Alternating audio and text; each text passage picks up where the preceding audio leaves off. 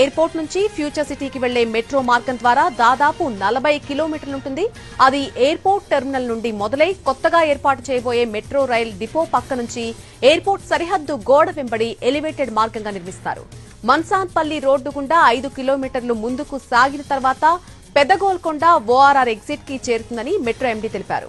CM సూచనలకు అనుగుణంగా బహదూర్గూడలో ఉన్నటువంటి దాదాపు 1000 నుంచి 1500 ఎకరాల ప్రభుత్వ భూమిని ఒక అంతర్జాతీయ స్థాయి కేంద్రంగా అభివృద్ధి చేసేందుకు తోడ్పడేలా బహదూర్గూడ, పెద్ద గోల్కొండల్లో 2 మెట్రో స్టేషన్స్ ను అత్యంత ఆకర్షణీయంగా అభివృద్ధి చేస్తామన్నారు.